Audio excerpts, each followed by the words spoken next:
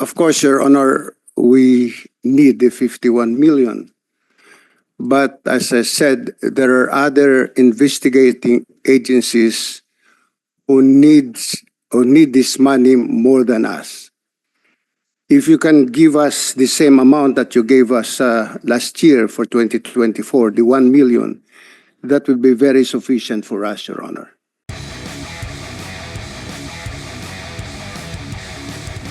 I'd like to request Deputy Secretary Ronald Chua to present our budget. Good afternoon, Madam Chair. Senator Win Gatchalian, good afternoon, sir. In behalf of the Office of the Ombudsman led by Justice Samuel Martires, we are pleased to present the proposed budget for the agency for fiscal year 2025.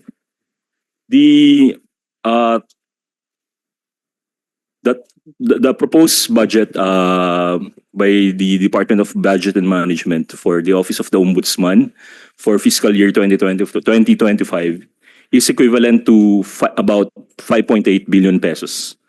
It represents about 0.917% of the national expenditure program of the government for fiscal year 2025. Of this amount, next slide please.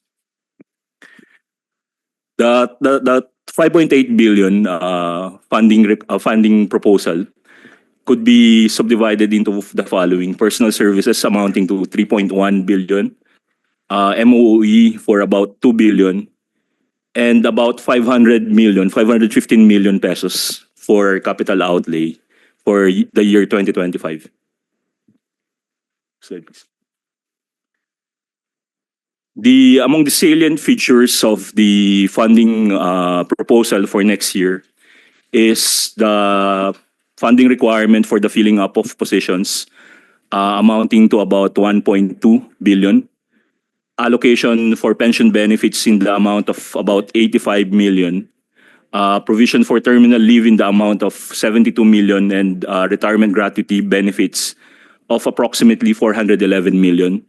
Additionally, the provision for, next slide please. The provision for additional operating requirements in the total amount of 204 million, including an allocation for a proposed allocation for confidential funds amounting to 51 million. Allocation for various capital outlay requirements in the amount of 515 million pesos. Next slide, please. Among the capital outlay requirements are the following: continuing rehabilitation of the buildings by the agency, ICT requirements, acquisition of motor vehicles, office equipment, furniture, and fixtures, and other communication, medical, and other properties to be used by the Office of the Ombudsman.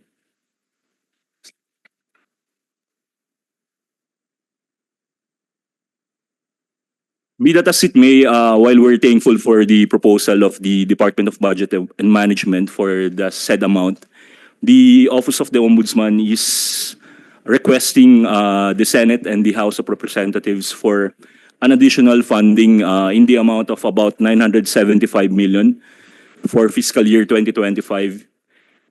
This is on account of the intended creation of 62 lawyer positions, which would augment the manpower of the Office of the Ombudsman. This additional manpower would entail a funding requirement of about 557 million for fiscal year 2025. We also intend to put up or establish satellite offices across the country. This initiative would then require an additional 400 million pesos.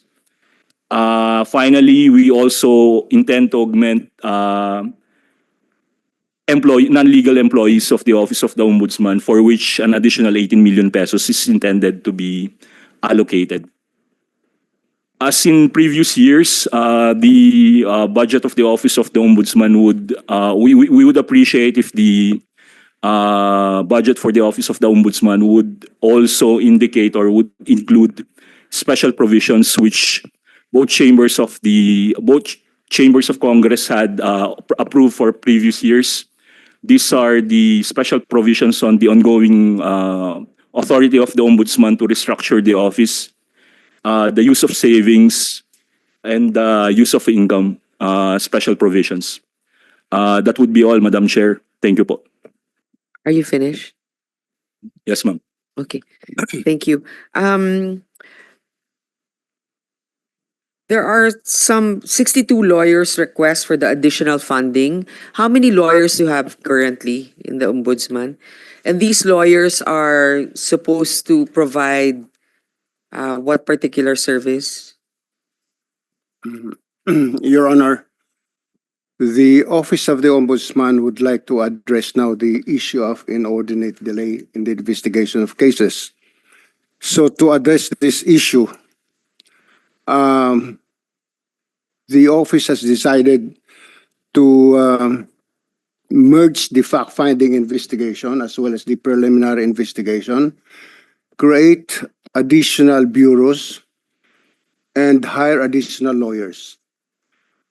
Right now, we're filling up some vacancies. We're hiring about 74 lawyers now, and we have a pending. 79 lawyers, and we have a pending request with the Department of Budget and Management for the creation of an additional of 62 more lawyers.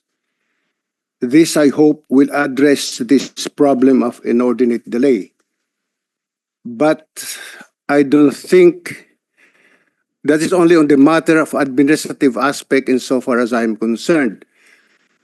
I would soon request the Senate as well as the House of Representatives that the issue of inordinate delay be defined by law.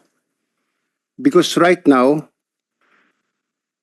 preliminary investigation, which is in criminal cases, is counted in the computation of inordinate delay. At the stage of the preliminary investigation, there is as yet no case to talk about. A case is only, you can only talk about a case if there is already a pending complaint before the courts. But this has been the easy way out of some courts in, I'm sorry to say this, but in trying to reduce their dockets, we had been suffering dismissals of cases on the ground of inordinate delay. But if you look at the statutes, these cases that we have filed, this is still within the prescriptive period of the offense committed. Now, if you are really fighting graft and corruption, we only have to talk of inordinate delay with respect to the investigation of the Ombudsman on the administrative aspect of the case, but not on the criminal aspect of the case. Because on the administrative aspect of the case, the Ombudsman is acting as a quasi-judicial body. While during the preliminary investigation, it is exercising an executive function. So this soon we will be filing a proposal for Congress to define what is inordinate delay.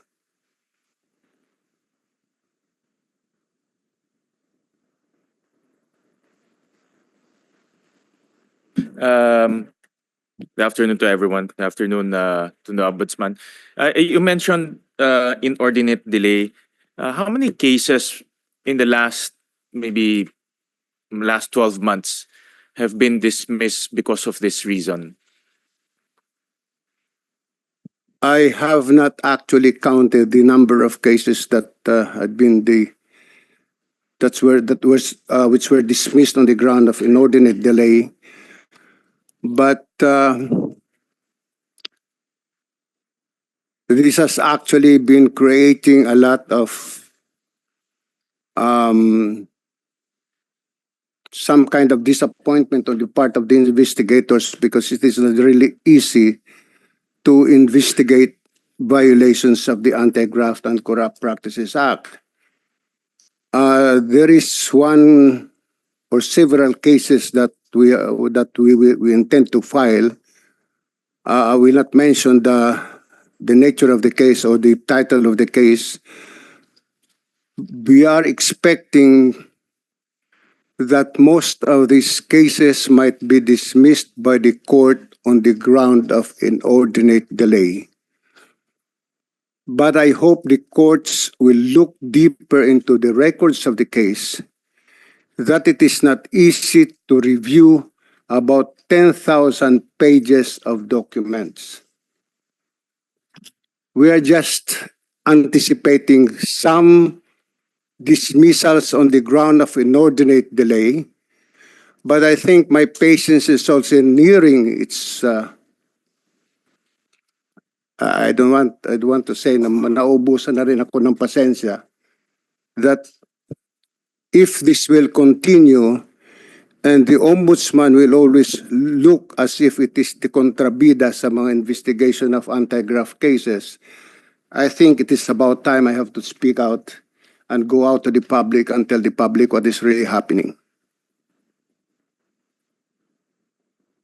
Typical case, Ombudsman, how long does it take from the point it's filed to being investigated and to the point that it's once again filed to the Sandigan or to the appropriate courts? A typical time horizon for investigation, just to give us an idea on the complexity as well as the, I would assume, the voluminous records that the department needs to analyze, and not to mention also requesting for records takes time. No? That really takes time, especially in our setup. So just to give us an idea on the time frame or the time element that a typical case undertakes before it gets filed. When a case is filed, it goes into the case evaluation procedure. Normally, it takes about 2 to 3 weeks for the evaluator to evaluate whether the case must be docketed or referred to fact-finding investigation or for case build-up. From case build-up, it takes the investigators sometimes about 6 to 8 months to gather documents and to interview witnesses. While sometimes, or in most cases, there are complaints, the complainant does not attach any single document to the complaint that he filed. And in some instances, there are complainants na pag tinawag, whenever we call them to explain the complaint, ang sinasabi ng complainant lagi sa amin ay bahala na kayo dyan, wala na akong pakialam. If we tell the complainant that soon you might be called as a witness in this case, the complainant will say, I have nothing to do with the case. I already informed you that there is such an anomaly and it's up to you now. So in those cases, we are left in the dark. If there are some verifiable leads, we pursue that. If there are none, then the investigators would request or would recommend for the dismissal of the case or to continue with the case build-up. We want to cut this short because even during preliminary investigation, it takes about a year to complete the preliminary investigation of a case. This is a simple case. But in some cases where there are a lot of respondents, where there are about 10 or more respondents, or even 5 or more respondents, each of the respondents will now be furnished a copy of the complaint. Take the case of Farmally. There were about 20 respondents named, and there are about 10,000 pages of documents. So each of these respondents has to be furnished the 10,000 pages of documents. So reproducing these documents alone will take us time. And each of the respondent now is expected to be asking for time either to secure the services of counsel or to give them time to file their counter affidavits. So talagang while we want to control, we don't want to be accused of denying them due process. So at best, a complicated case will take the investigators about 2 to 3 years to complete the investigation of the case, Your Honor. To say, Ombudsman, from the fact-finding process, which is about 6 to 8 months, to the preliminary investigation, which is about a year, that's almost 2 years already, no? So I guess Your Honor. we're looking at between, depending on the complexity, between 2 to 3 years to file a case. Yes, Your Honor. Yeah. And I also noticed in your budget, and this is connected to the improvement in the pace of investigation, that you requested, the Ombudsman requested from DBM for your general administration and support 6 billion pesos. And this was reduced by 2 billion pesos, leaving about 4 billion pesos in your budget. Does this include the one that was mentioned earlier to hire 60 plus lawyers so that the pace in which cases will be investigated and filed will improve? Nakita ko ang laki ho ng natapyasan ng DBM eh. The original proposal of the Ombudsman, which was cut by DBM, included the hiring of additional lawyers and the establishment of satellite offices in different provinces or cities throughout the Philippines. So right now, actually, we have a satellite office in Rojas City. We are in Sulu, in Hulo, Sulu, we have one. We will soon be opening a satellite office in Naga, in Tuguegarao, in Sorsogon, and in Zamboanga City. We'll have also one in General Santos City. This is to bring the Ombudsman closer to the people so that for those who intend to apply for clearances, they don't have to go to Manila anymore. They just have to go to the provincial capital building or to the satellite office of the Ombudsman in every province because we intend to put up. Right now, we're just thankful, if I may say this, Your Honor, we're just thankful that the Sia family, the owners of Double Dragon, has given us for free an office space in some of its city malls. In fact, in Pasay City, we also have a satellite office in one of the buildings of the Double Dragon. So medyo libre kami doon, but not in some provinces that there are no city malls.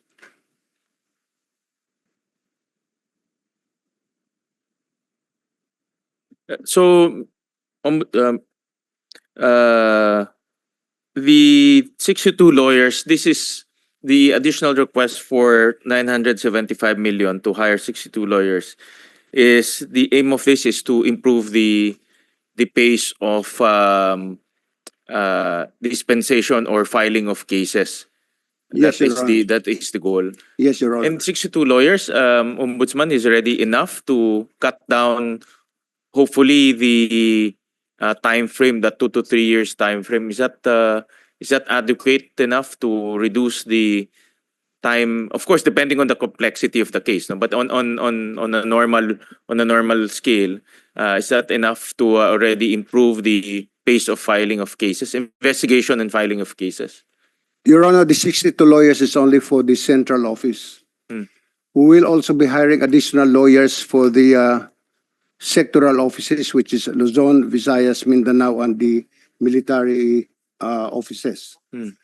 I'm only talking of the 62 insofar as the central office is concerned, where we will be investigating cases in the National Capital Region, and those that has been referred to us by the sectoral offices. But we are also hiring lawyers. Actually, this is not included because they are already in the plantilla of the Ombudsman. We're hiring additional lawyers for the sectoral offices, Your Honor, to speed up investigation of cases. Thank you for the information. And just to guide us to the Ombudsman, just to guide us, just may request for just basic statistics. For example, the time frame in which cases are filed, how many pending cases, and then also, if we may request also, what are the wish list of the Ombudsman. I noticed initially it was also mentioned about the 975,000, but what are the other wish lists that the Ombudsman have in mind in order to improve operations? Of course, we do support the operations of the Ombudsman. That we do support the efficient operations of the Ombudsman, considering that one of the most important pillars of our system and our democracy is the function of the Ombudsman. And we do support initiatives that will improve the operations, improve the investigation and the filing of cases. So just to help us with our fund sourcing and of course crafting of the budget, may we request for just basic statistics. For example, how many cases are pending, how many cases were dismissed because of inordinate delay, the wish lists that you have in mind to improve operations, and all similar statistics, so that we can use that in our analysis. But thank you, Mr. Ombudsman, for receiving some questions. Thank you. Thank you, Senator Sherwin Gatchalian. I'd like to acknowledge the presence of Senator Bato de la Rosa. I have a few questions, Mr. Ombudsman. For the 2025 confidential fund, which is 51.4 million, which is an increase, of course, from the 1 million allocation in 2024. The Ombudsman, again, was, I guess, during the HOR budget deliberation, you mentioned that you would like to remove this confidential fund. I mean, if there are agencies that need confidential funds, I think that the Ombudsman would be one of those that would need it. But in your analysis and your opinion, Ombudsman Martires, would you need this 51.4 million confidential fund? And have you utilized the 1 million allocation that you had in 2024? Of course, Your Honor, we need the 51 million. But as I said, there are other investigating agencies who need this money more than us. If you can give us the same amount that you gave us last year for 2024, the 1 million, that would be very sufficient for us, Your Honor. So you were able to utilize the 1 million last year? Yes, Your Honor. I would like to also ask our Ombudsman, I think that for 2023, you reached an impressive conviction rate of 73.4%. From just 31% in 2022. So which means that 1,600 criminal and civil cases last year and a total of 1,200 cases resulted. But there was just one conviction, at least, of the accused. Am I correct? Yes, Your Honor. And may I ask who was accused?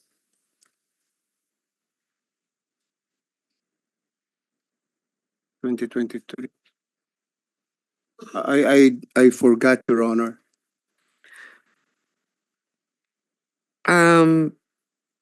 But we only have one conviction. For that particular year, yes, Your Honor. Also together with the request of Senator Gatchalian, maybe also ask for the conviction rates or the number of convictions that you've had. As of 2024, the conviction rate for criminal and civil cases is just at 48.51, with only 114 cases with conviction out of 235. But still, I mean, given the background that you mentioned, the investigation, reading of documents numbering 10,000, we realize also what the difficulty is and the additional manpower needed to increase this conviction rates. I would like to ask, I would like to acknowledge the presence of Senator Lauren Legarda. Thank you, ma'am. Good afternoon, Madam Chair, and to our friends from the COA and the Ombudsman and all the other officials. Thank you. Sir, I think that you recommended now the filing of graft cases for Parmalee in particular. Am I correct? Yes, Your Honor. You did the preliminary investigation. Yes, we did, Your Honor. So But this is the case, yeah. one case of Farmally, which is the fund transfer, is now with the Sandigan Bayan. But the other case, which we filed before the Regional Trial Court under Section 3E, which is manifest partiality, was dismissed by the judge. And we just filed a motion for reconsideration on the dismissal of the case by the judge. So just to understand, sir, the ombudsman doesn't actually decide on these cases. You just recommend to either the Sandigan Bayan or the other courts, or do you have administrative cases that you also convict? With respect to the criminal cases that we investigate, we file the complaint or the information that we call either before the Sandigan Bayan or with the Regional Trial Court. With respect to the administrative cases, we make a decision, which decision now is appealable to the Court of Appeals, Your Honor. Thank you for the clarity, Ombudsman. I'd like to acknowledge the presence of Senator Jinggoy Estrada. Maybe one of the biggest concerns now in many departments is digitalization. May I ask again how much your budget is for digitalization and what we plan to accomplish with this? After which I will open the floor for questionings also from our other colleagues.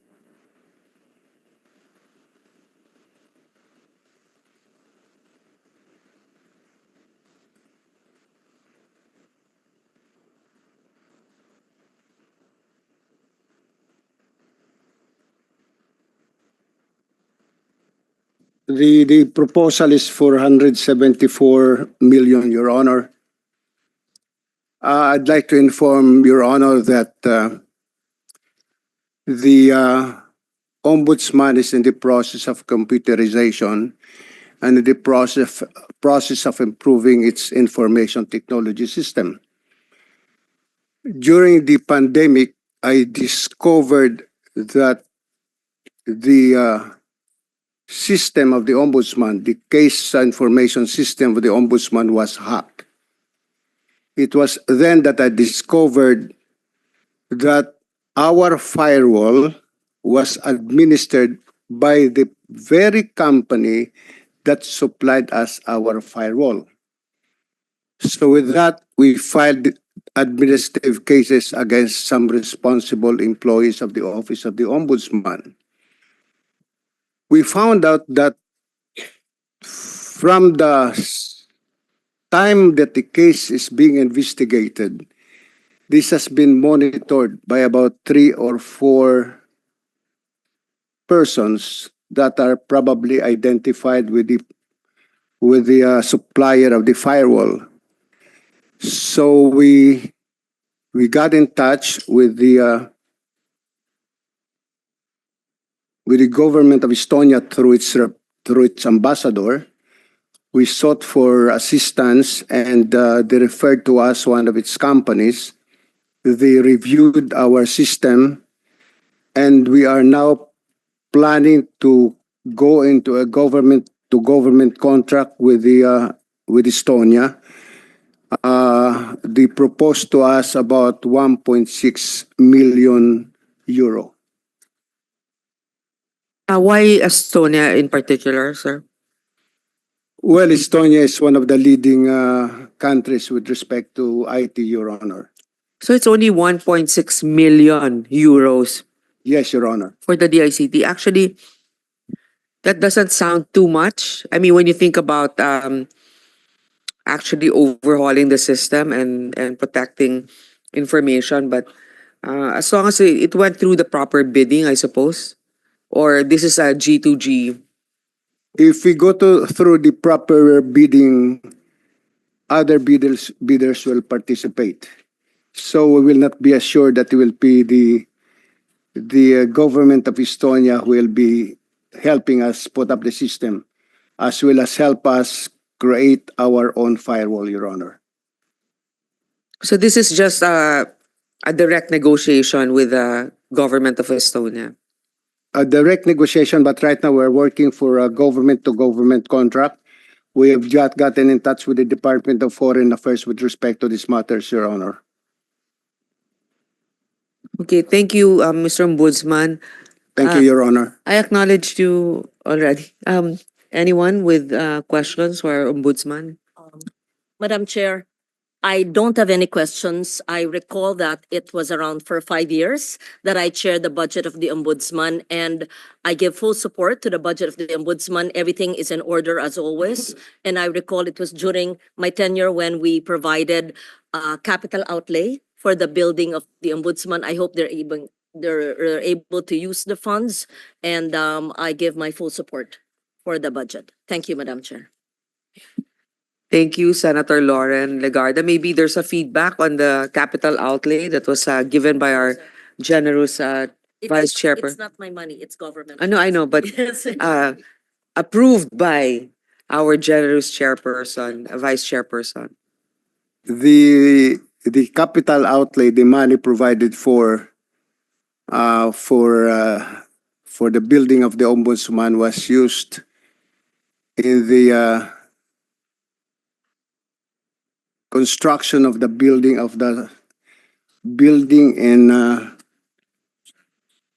Rosales, Pangasinan, Your Honor, and the sectoral office of the Ombudsman in Cebu City.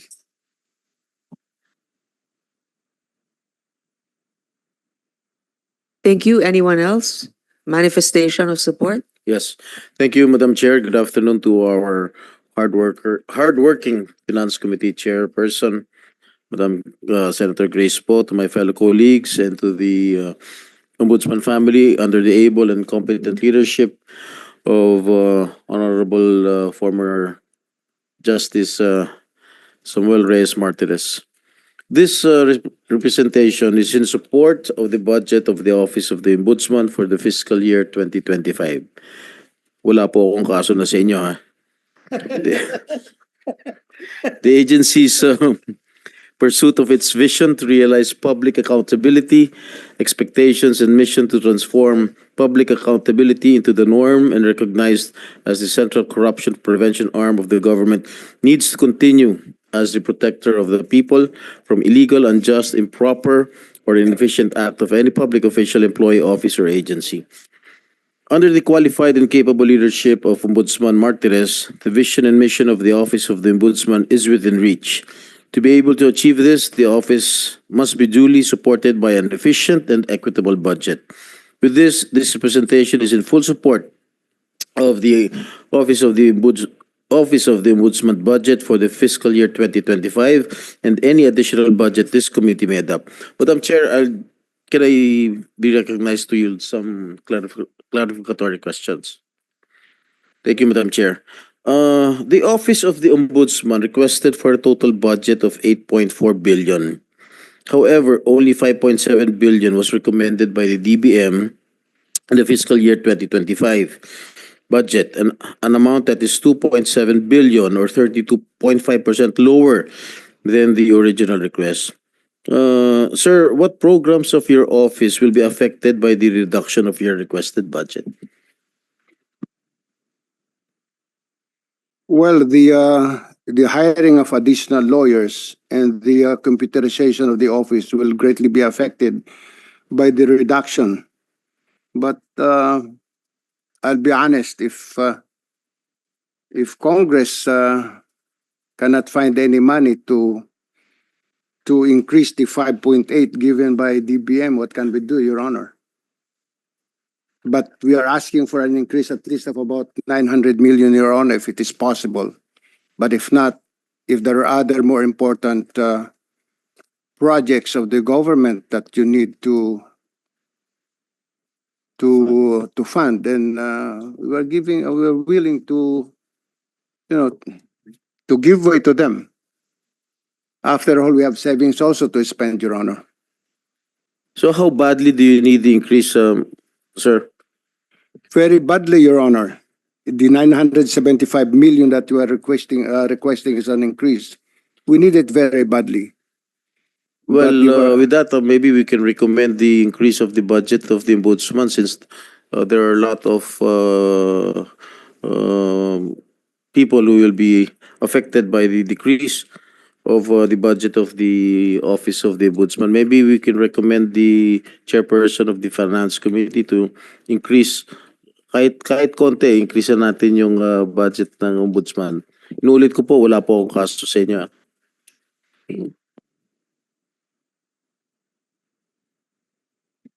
Second question, sir. How many cases does the Ombudsman handle in a year?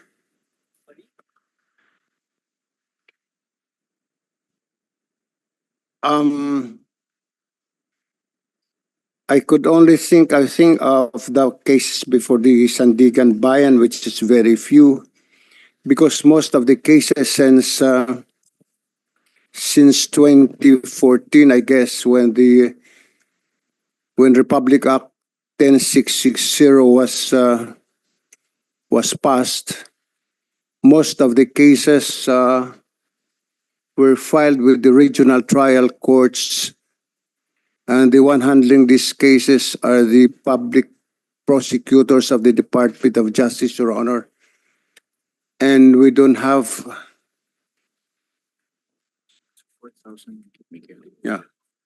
We don't have the exact figures, but according to the other officers, we have about 4,000 cases now pending before the courts. And last question, sir. In the case of former Mayor Alice Go, bakit hindi po na-under sa Ombudsman yung kaso? Di ba dapat sa Sandigan Bayan? Can you please enlighten this representation? She being a public official, why did it not fall sa Sandigan Bayan?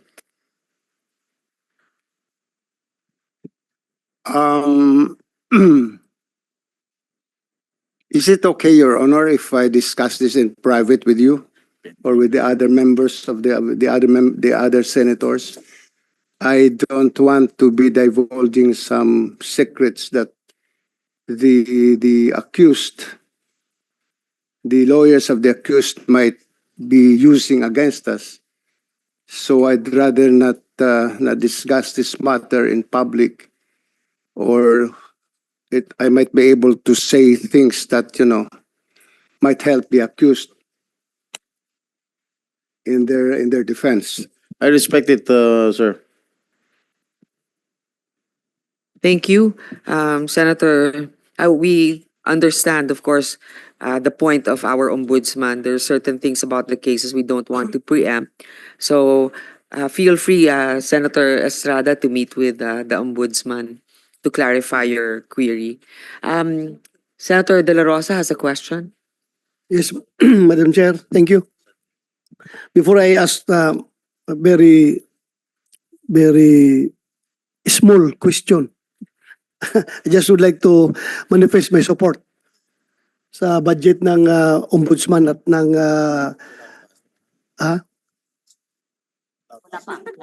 Noon, marami.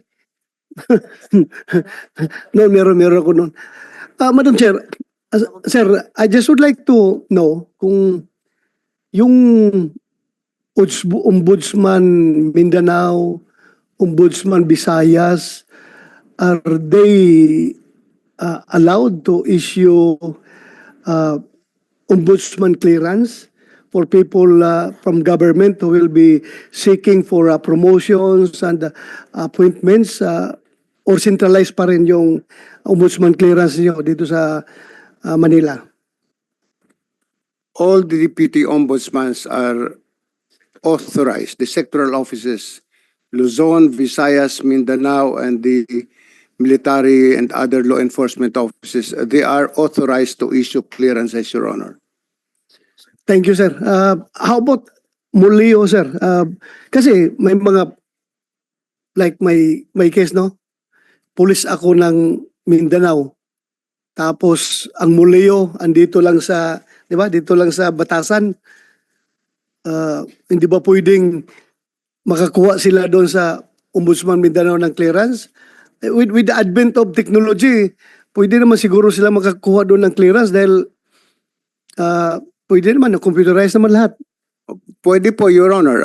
They can apply, yung mga police officers sa Mindanao can go to Davao City and apply for clearance kasi centralized na yung system namin eh. And once we will be able to put up satellite offices in every province and city, major cities, hindi na rin nila kailangan pumunta ng Davao in the case of Mindanao.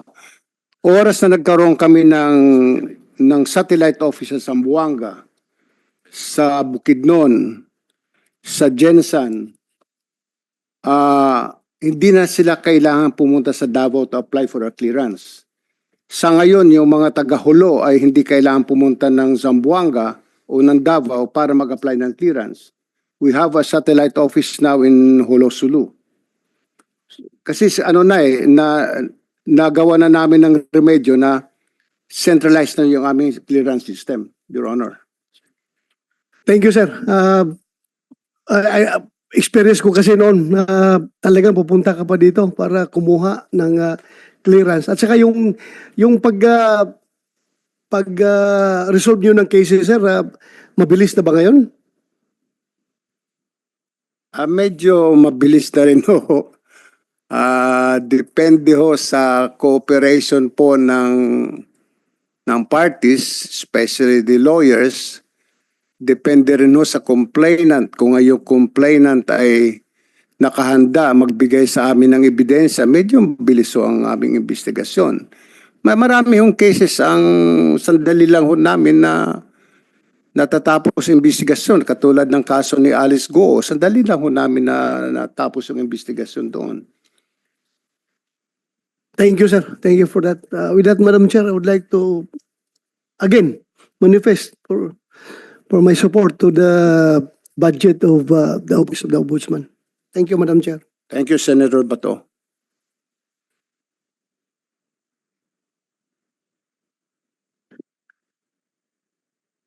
Madam Chair, I move that we terminate the proceedings of the budget hearing of the Office of the Ombudsman and recommend it to the plenary. I second the motion and give full support to the budget of the Office of the Ombudsman. Thank you, Madam Chair. Thank you. Before I close, I would like to appeal to the Ombudsman for clearances. Anyway, you'll be developing your DICT capability. Yun nga, just like what the Supreme Court's doing, minsan naghihiring sila in tawi-tawi with the use of a satellite transmission. Baka pwede na rin na kahit na online na lang yung yun nga lang, just to verify the individual well, baka pwede na rin online na lang yung application for simple clearances, obviously. But with that, again, also full support for the budget of the Ombudsman. Thank you, Ombudsman Martinez and the team for your presence here today. Your budget is deemed submitted. Thank you. Actually, Your Honor, mayroon na kaming online din ngayon sa clearances. At katunayan, mas mabilis na nga ngayon na i-issue yung clearance sa mga nag-a-apply ng online. Kaysa yung nag-a-apply na nagbibigay sa amin ng hard copy. Mas mabilis na ho ngayon na-i-issue yung clearance sa online applications. And that's good news. Okay, so again, your budget of the Ombudsman is now deemed submitted. Congratulations. Thank you, Your Honors.